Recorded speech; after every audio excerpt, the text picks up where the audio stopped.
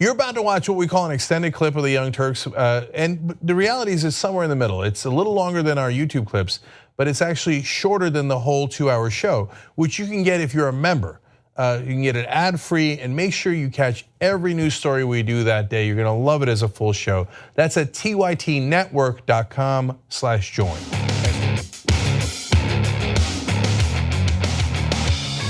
All right, welcome to the Young Turks. Cenk Uygur, Ana Kasparian with you. Momentous day. Man, we had it. We had nothing but good news for the first time in a long time. And then, of course, they had to go and ruin it with the Anthony Kennedy news. So we'll have some good news for you, and we'll have some bad news for you. Obviously, the Alexandria Ocasio-Cortez win is gigantic.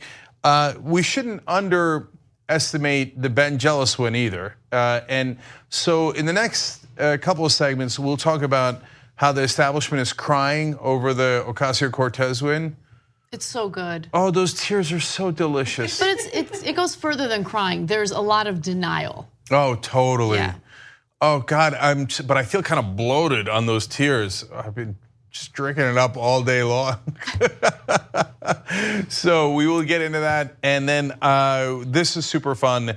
New York Times announces who they think is going to be the next Alexandria Ocasio-Cortez. It is a name you're familiar with. We are on the march, brothers and sisters. We are on the march.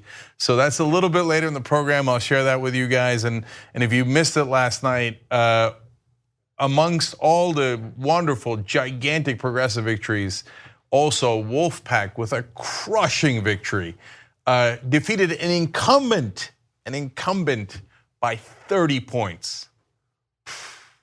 When Wolfpack comes, you go. So be careful about keeping money in politics. We got some money too. wolf-pack.com/stick. We'll talk about that a little bit later as well. But unfortunately, we're gonna have to start with bad news. Yes. Turns out that Justice Anthony Kennedy has decided to retire, which is disastrous considering the fact that even though he identifies as a conservative Supreme Court justice, he was the swing vote in a number of incredibly important cases over the last several decades. Now, this will open a seat in the Supreme Court and allow Donald Trump to nominate whoever he chooses, and that could be a complete and utter disaster. We'll get to the possibilities in just a minute, but let me give you the details on this retirement announcement. The 81-year-old Anthony Kennedy said in a statement he was stepping down after more than 30 years. A Republican appointee, he has held the key vote on such high-profile issues as abortion, affirmative action, gay rights, guns, campaign finance, and voting rights. So even though he is a conservative justice, he was not so tied to his political identity that he would essentially allow that to seep into the decisions that he would make. And that's why it was incredibly important. Well, maybe in some cases, but when it comes to incredibly important cases like gay marriage, for instance, and abortion, for instance, he made the right decisions. Okay, so let me just say one quick thing before you give the rest of the summary. Anthony Kennedy is a very complicated guy, and it's not easy to pinhole him. I think he was refreshingly moderate when Sandra Day O'Connor was in the court, but he still had plenty of moderate decisions afterwards, to be fair. And Sandra Day O'Connor was a moderating influence on him. She was also a Republican, also a conservative, but they would often vote in tandem, and they would vote to moderate the rest of the extremeness of people like Clarence Thomas and Scalia, famously. And then it must be noted, though, that he has done a couple of disastrous things, and that by and large, he was, the reason we know him as a swing vote is he would sometimes vote with progressives, but that was the exception, not the rule. You have to remember that the rule was he voted with conservatives overwhelmingly. Now, a couple of super important cases where he didn't vote with them and made a big difference, but do not forget that Kennedy was the deciding vote and wrote the majority opinion for the worst, well, you can't say the worst because there's plenty out there, but certainly among the worst Supreme Court decisions in United States history, which is Citizens United.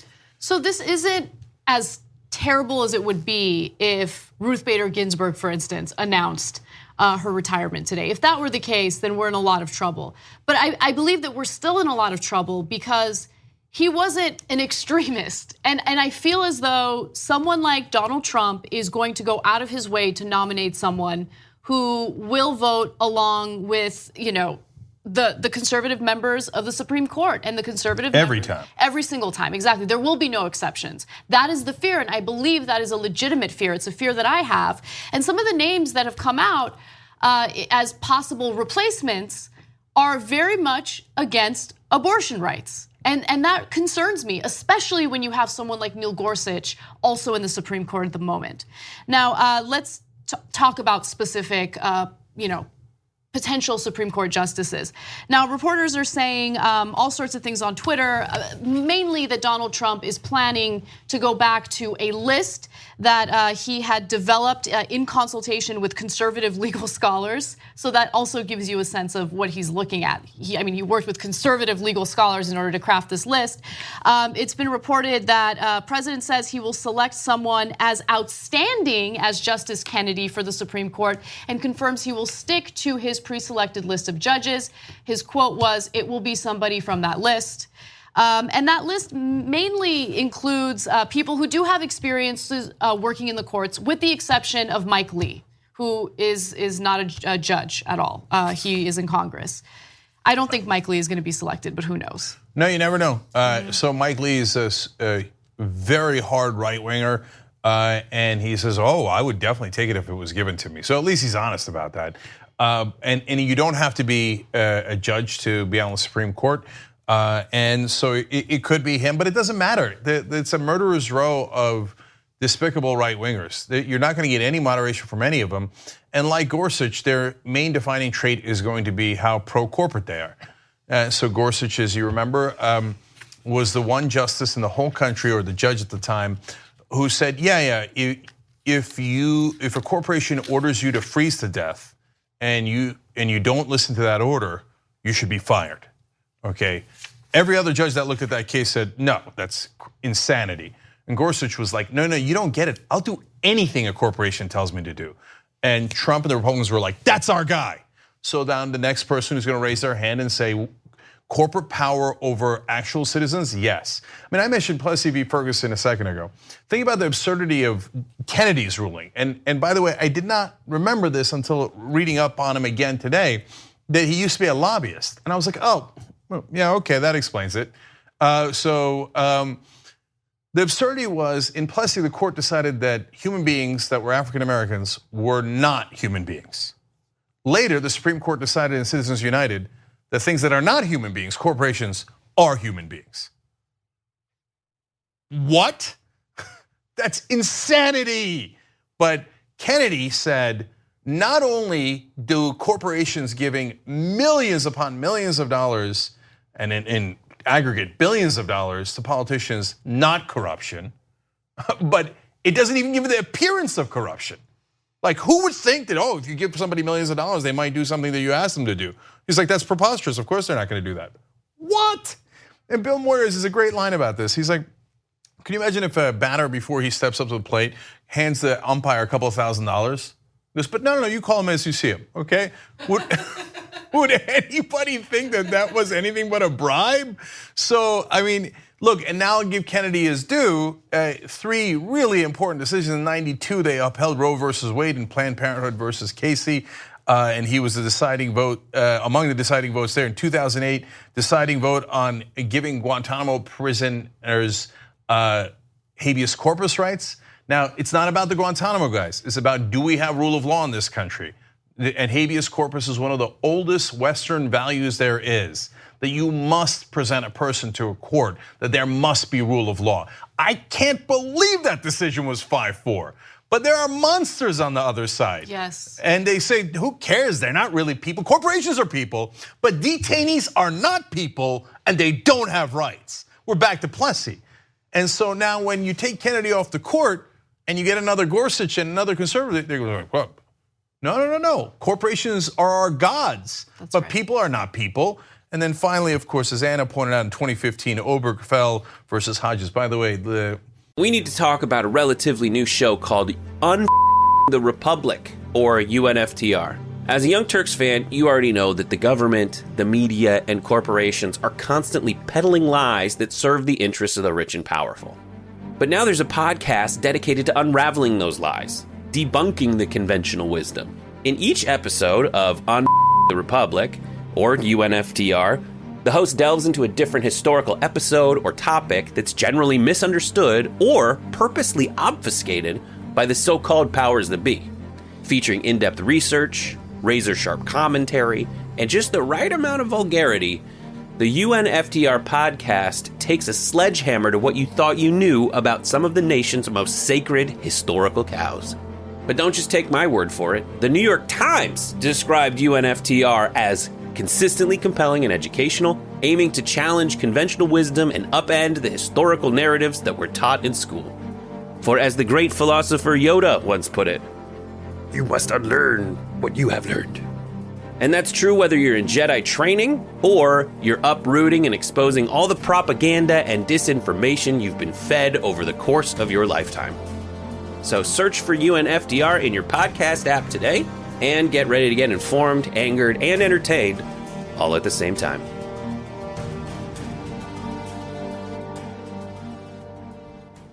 Obergefell, the civil rights hero there, has a wine company and served wine at our last White House Correspondents' Dinner party at for the Young Turks.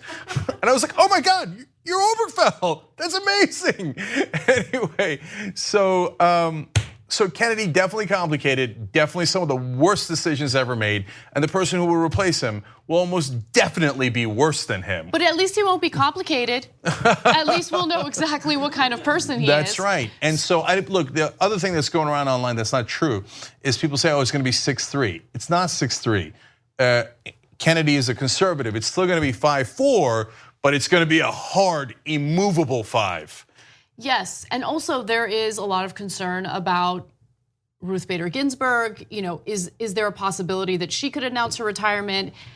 Nothing's been mentioned by Justice Ginsburg yet, but we'll see how this all plays out. It is definitely concerning in the very least. Now, let me give you some of the top contenders because it is important to kind of look into their backgrounds and what could potentially happen if they do get selected. So prominent on the list of potential successors are Judge Thomas Hardiman of Pennsylvania. And Hardiman is in his name. Yeah. We just said hard right, and he's like hard eye man. Yeah. And Trump's like, I like that. That makes sense. Okay, let's go with that guy. And William Pryor of Alabama, who was seriously considered for the seat, eventually filled by Gorsuch. And then there's Judge Brett Kavanaugh, who serves on the Federal Appeals Court in Washington. So I'm not entirely sure why it is that everyone thinks that Kavanaugh is the most likely to be appointed by Donald Trump, but he is terrible when it comes to reproductive rights. He has been very clear about how he does not believe in the Roe v. Wade ruling, and should he be nominated and confirmed by our Senate, and he likely will be confirmed by the Senate because all they need is a simple majority to confirm Donald Trump's nomination. A simple majority. Remember, Republicans change the rules. Yeah. So a couple of things here. Number one, there are so many lies that the right wing says that the media doesn't correct. It drives me crazy. They say, oh, conservative justices are for precedent. They don't like to change the previous decisions. Not true, not at all true. In fact, Kennedy was a swing vote because he said, I actually do agree with precedent. That's why he upheld Roe v. Wade in '92. And the other conservatives were like, who cares about precedent? Let's just destroy it. And over again, a union case just today that they announced, destroyed precedent. Decades and decades of precedent where they said, the Supreme Court says this is the law of the land. And the conservatives are like, I don't care, all I care about is politics. I don't like unions, so I'm gonna light that precedent on fire. So when this guy comes in, you think he'll be like, oh wait, it is theoretically a conservative principle that we care about precedent. No, all they care about is power. So once they seize that power, yes, Roe v. Wade will be in significant danger. And Kennedy, that is the last part of his legacy, that he decided to leave during Trump, knowing that they would get a super extreme right winger under Trump. And I guess Kennedy doesn't mind. So all that legacy of occasional moderation, only occasional moderation, that's also up in flames, knowing that he's just going to hand it off to someone who is going to overturn any moderate decisions he might have ever made. So yesterday, there were a number of cases that finally made it to the Supreme Court. Supreme Court hands down rulings in those cases. And so, of course, we were talking about those stories yesterday. But since we were talking about them and through researching for those stories, I came across a lot of reporting about Justice Anthony Kennedy and how the Trump administration has been doing its best to persuade him to retire as soon as possible. And I thought to myself, I know that pressure might be difficult to bear, but I don't think he's going to do it. I think he understands the importance of sitting tight and waiting, at least until the midterms. And no, it doesn't seem like he really cared much about that at all. I actually want to talk about one other thing in this, in regards to this. Okay, so today, Justice Anthony Kennedy announces that he's going to retire, which means Trump is going to get to pick another Supreme Court nominee. Mitch McConnell is beside himself with happiness over it, and instead of calling what Mitch McConnell did obstruction, the press is literally applauding him. Yes. In article after article, they're like, his bold gambit to block the Merrick Garland from the court for over a year when Obama was president paid off. And now it's paying off in spades.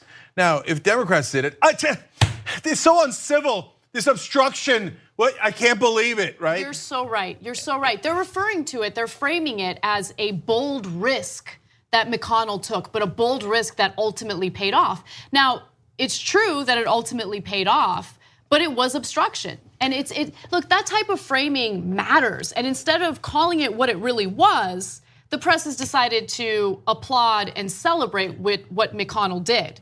Now, I'll give you more context and I'll give you something ahead of time like we like to do, okay? So now, on the other hand, and when Republicans got in charge, they're like, oh, who cares about the rules? I don't care about the rules at all. Before, we pretended to care about the Senate rules because we wanted to block your nominee, you idiots. So now we're gonna just lift the rules so we can just confirm Gorsuch and the next guy that comes in. So, you stupid Democrats for ever thinking that we ever cared about the rules, right? And the press too. And I write down how great I am and bold I am, right? Now, on the other hand, when Obama was trying to pass the Affordable Care Act, they're like, oh, should we use reconciliation? Well, then, we could pass it with a simple majority, but we have to be really careful about all the Senate rules and procedures and the filibusters. Oh my God, don't be careful about the filibusters, etc. And then, so they made the Affordable Care Act much weaker than it had to be because they were so obsessed with the rules, and the press yelled at them nonstop. Hey, Senate has traditions. And then Reid, of course, in his infinite stupidity, if you ask me, right before the Democrats were about to lose control, was like, oh, let's get rid of some of the filibuster rules so that when the Republicans get in here, it'll be easier for them. Why didn't you do it earlier? Right? And then Reid and Obama, everybody lets them block Garland, and they're like, oh, it's okay, Hillary's gonna win anyway. Yes, the Democrats are incompetent. That is definitely true, and there's a track record of it. But the press aids and abets the Republicans by yelling at the Democrats every time that they even consider violating any kind of tradition or anything along those lines. And when the Republicans do it, they light fireworks, and they're like, wow, amazing, what courage, right? So here's my prediction ahead of time. Republicans should do everything in their power, use every rule there is, and to make sure that they block this appointment before the midterms. At a minimum, the midterms are right around the corner. They blocked Merrick Garland for well over a year. If I was a Democrat, I'd block this nominee all the way till the Republicans are out of office, right? But if they go to move in that direction, here's my prediction. One, the press will be vicious to them. They will say, oh, the Democrats, they're blocking things. It's obstruction. It's obstruction. I can't believe they're doing tit for tat. And it's just not right. When they go low, you should surrender, okay? And they will. They'll say it, and they'll be furious in their rage, and they will equate whatever maneuver Democrats do, they will equate it to the worst things that Donald Trump has ever done, right? And the second part of the prediction is, as usual, the Democrats will go, okay, oh no, New York Times criticized me. Otherwise, you're supposed to say something. Okay, I give up. Okay, go ahead. That's what's gonna happen. You mark my words. Yeah. I was gonna try to debate you on that, but I think you're right. The only thing that I will disagree with you on is that Democrats acted the way that they did during the debates over the Affordable Care Act because they were afraid of the Republicans, because they were, because they wanted to uphold the rules, that they cared about the rules. No, look, we all know that the Democrats didn't want a public option. The Democrats didn't want real healthcare reform. And that's the reason why Democrats are now paying the price for their behavior in the past. So I don't think they were, yes, I do think they are afraid of the press. I do think that they're incredibly weak. But I also think that they are influenced by the same corporate interests that we accuse the Republicans of being influenced by. And that was certainly the case with the Affordable Care Act. No, totally agree. That's a great counterpoint, Anna. But I'll just end on this, which is that even though that's fair, what I'm concerned about in that context is the press reaction. And so because they frame the issues. And in that case, they framed it as the Democrats would be doing something terrible and unprecedented if they put too many things through reconciliation. Later, the Republicans, when they gained office under Trump, did the giant tax cuts through reconciliation, and the press didn't say a peep. There was no giant debate there like there was during the Affordable Care Act about reconciliation. All of a sudden, it was entirely irrelevant. So it's the press, every time it looks like they were born yesterday.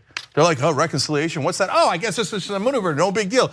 You were the same guys who wrote the articles back in 08 and 09, or 09 mainly, talking about, oh my God, ooh, the Democrats better not mess with reconciliation. Make sure you do the right ones, but not the other kinds of bills through reconciliation. And we're watching you. Why? Republicans, rebels. We hate the Democrats. We'll tell you how terrible the Democrats are. Oh, the Republicans, you're so good, you're so good. And so that's generally the mainstream press. They do it less with Trump. I know that, I can see that, right? But when it comes to establishment Republicans, especially people like Mitch McConnell, they cannot wait to bow down to them. At TYT, we frequently talk about all the ways that big tech companies are taking control of our online lives, constantly monitoring us and storing and selling our data. But that doesn't mean we have to let them. It's possible to stay anonymous online and hide your data from the prying eyes of big tech. And one of the best ways is with ExpressVPN. ExpressVPN hides your IP address, making your activity more difficult to trace and sell to advertisers. ExpressVPN also encrypts 100% of your network data to protect you from eavesdroppers and cyber criminals. And it's also easy to install. A single mouse click protects all your devices. But listen, guys, this is important. ExpressVPN is rated #1 by CNET and Wired magazine. So take back control of your life online and secure your data with a top VPN solution available, ExpressVPN. And if you go to expressvpn.com/TYT, you can get 3 extra months for free with this exclusive link just for TYT fans. That's expressvpn.com/TYT. Check it out today. We got to take a break, but when we come back, we have another Supreme Court ruling that is unfortunate, to say the least. But we have a federal judge ruling in regard to Trump's policy of separating children from their parents, and that is a good ruling. So come right back. But there's also a bad ruling. We give some, we take some. All right, we'll be right back. Thanks for listening to this podcast. You're only halfway through, so hold, stay right here. Just want to remind you, if you want to get all 5 segments of the Young Turks commercial free, these are just 2 of them. Every day we do it. So go to tytnetwork.com/join and you get the whole 5 segments, 2 hours, ad free. Do it now.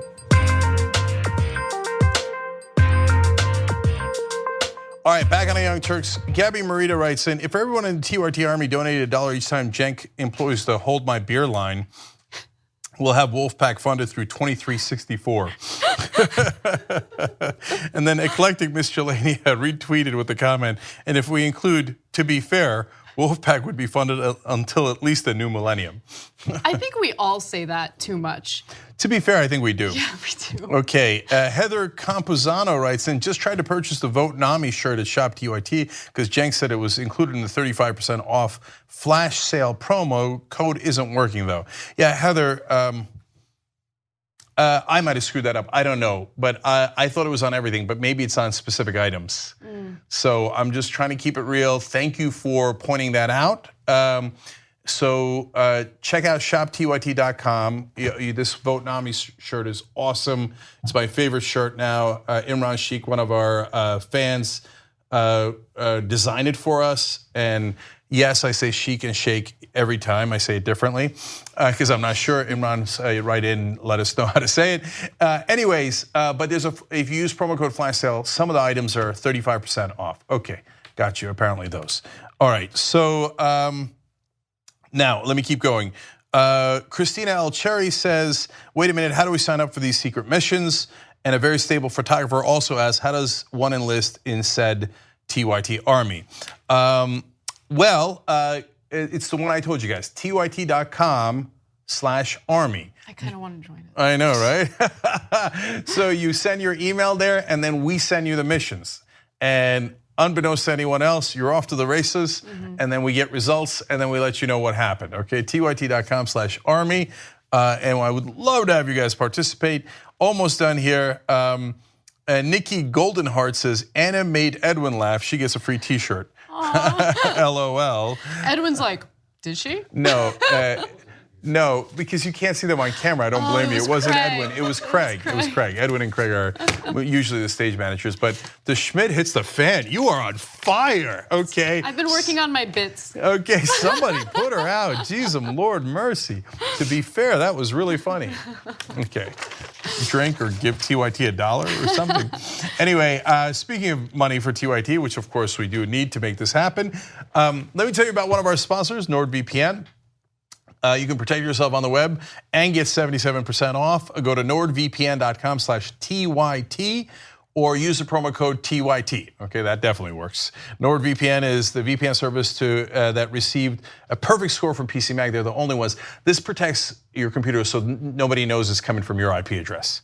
I've told you this before, Rudy should have had one because Giuliani was like, porn, terrible. And then they're like, you schmuck, you didn't have NordVPN. It was really easy to track your IP address. And then they showed what he was looking at, disaster. Don't let that happen to you. And this protects up to 6 devices at the same time.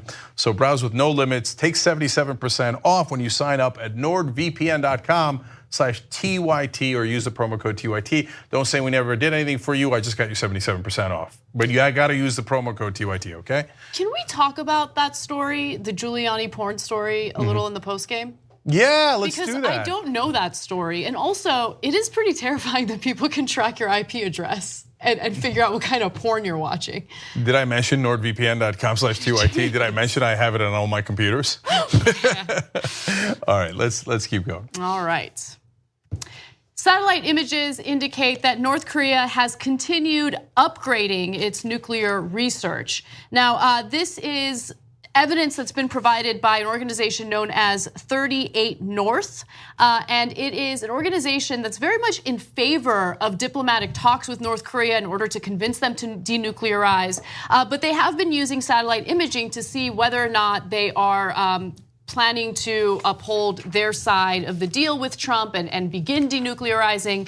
Recent evidence proves that that is not likely the case. So let me give you the details. The satellite images from last week, June 21st to be exact, show that North Korea is making numerous improvements to the infrastructure at a nuclear research facility.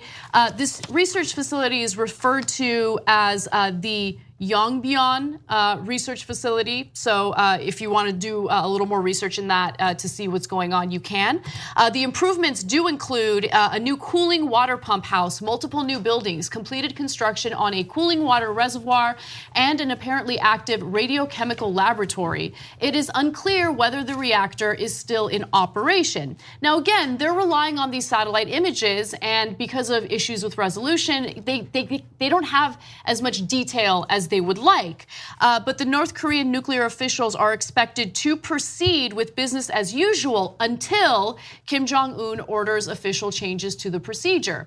It appears that he has not ordered official changes to the procedure. In fact, if you pay close attention or did pay close attention to state-run media in North Korea, it was very clear that the way they were discussing the agreement was very different from how it was being portrayed by the Trump administration.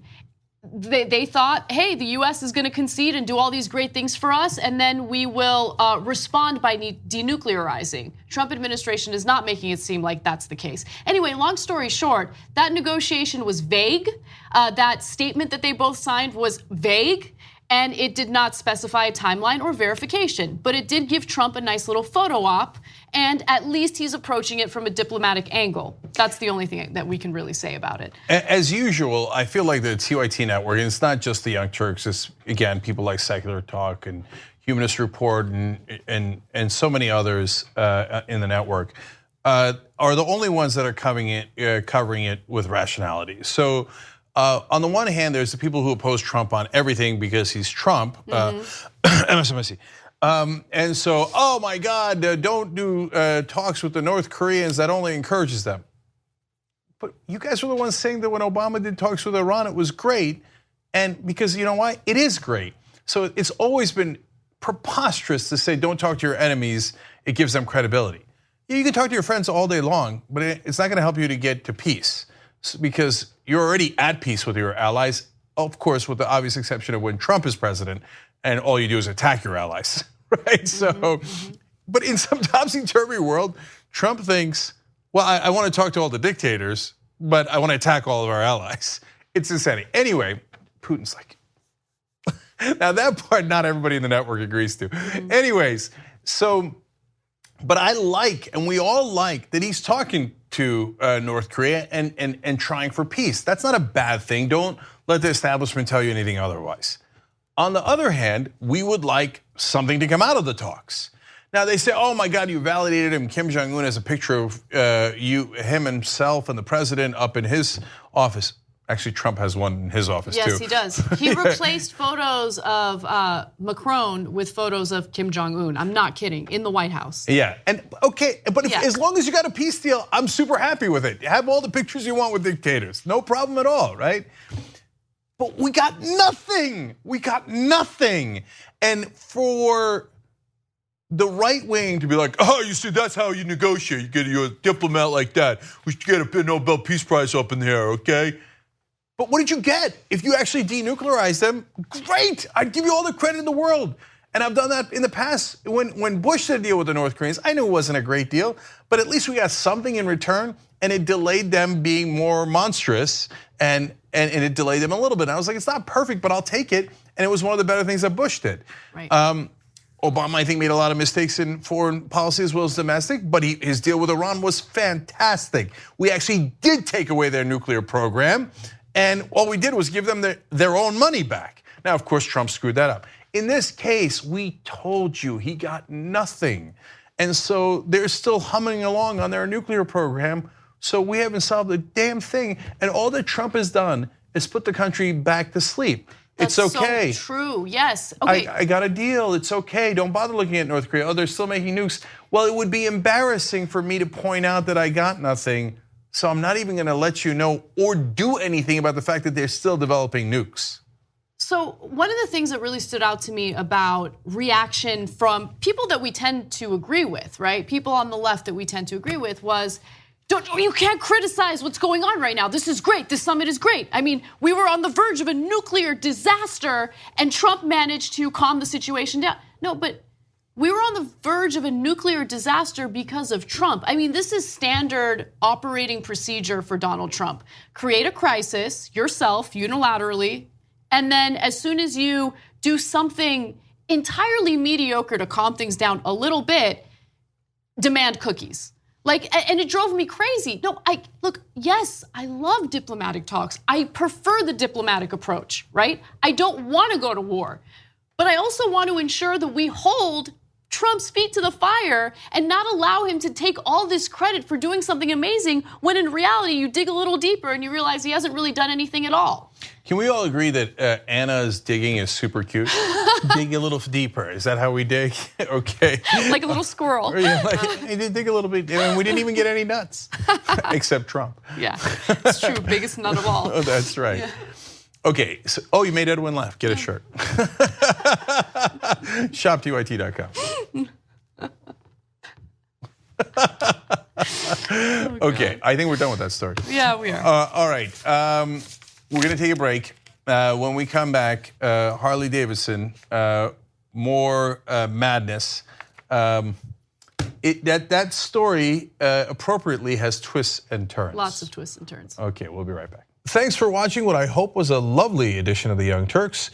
Now, you know that is 2 of the 5 segments that we do because that's free. We want to have you support independent media and come watch the whole show that we do every day. That's 5 segments overall, no ads at all. That's at tytnetwork.com/join. Come become a member. Thanks for watching either way.